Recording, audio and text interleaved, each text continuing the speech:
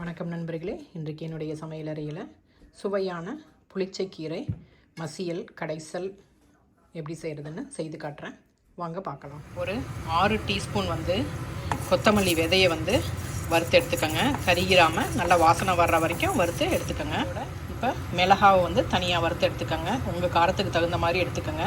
நான் ஒரு 15 மிளகாய் எடுத்துருக்கிறேன். இது ரொம்ப ஸ்பைசி கிடையாது. ஸ்பூன் ஜீரகத்தையும் வறுத்து எடுத்துக்கலாம். 1/2 டீஸ்பூன் வெந்தயத்தை வறுத்துக்கலாம். ஒரு பெரிய வானலில் 5 டேபிள் ஸ்பூன் நல்லெண்ணெய் சேர்த்துக்கோங்க. அது சூடாகட்டும். ஒரு 30 கிராம் பூண்டு கொஞ்சம் சின்னதாக நறுக்கிக்கோங்க. அதை வதக்கிக்கலாம். அது கூட ஒரு 70 கிராம் வெங்காயம், சின்ன வெங்காயம் இருந்தால் அதை சேர்த்துக்கோங்க. என்கிட்ட சின்ன வெங்காயம் தீர்ந்துருச்சு, அதனால் நான் பெரிய வெங்காயம் தான் எடுத்துருக்கிறேன்.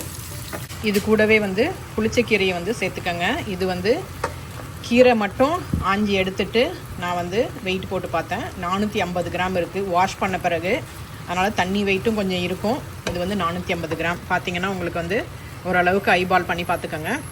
இதையும் சேர்த்து இப்போ நம்ம நல்லா வதக்க போகிறோம். நிமிஷத்தில் எவ்வளவு வதங்கிருச்சு பாருங்கள். கீரையவே காணோம். நம்ம ஒரு பாத்திரம் ஃபுல்லாக போட்ட கீரை எவ்வளோ குறைவாயிருச்சுன்னு பாருங்கள். இப்போ நம்ம அந்த ட்ரை ஃப்ரை பண்ண எல்லாத்தையும் மிக்ஸி ஜாரில் மாற்றிக்கலாம்.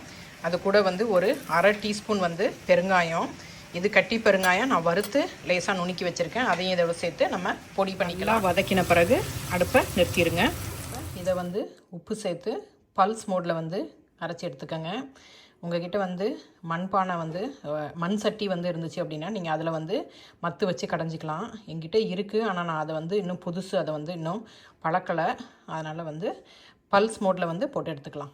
அரைச்சிருக்கிறப்ப இந்த புளிச்சக்கீரையோட இந்த பொடியையும் சேர்த்து ஒரு ஓட்டிடலாம். ஒரு 2 டேபிள் ஸ்பூன் நல்லெண்ணெயை நல்லா சூடு பண்ணி நம்ம அரைச்சி வச்சுருக்கிற இந்த புளிச்சக்கீரை விழுதோடு சேர்த்துடலாம். புளிச்சக்கீரை கடைசல், துவையல், மசியல் எப்படி வேணாலும் சொல்லலாம். தயாராகிருச்சு. சுட சுட வடித்த சோத்தில் நீங்கள் இதை சேர்த்து சாப்பிட்டிங்கன்னா சுவையாக இருக்கும். தயிர் சாதத்துக்கு தொட்டுக்கலாம்.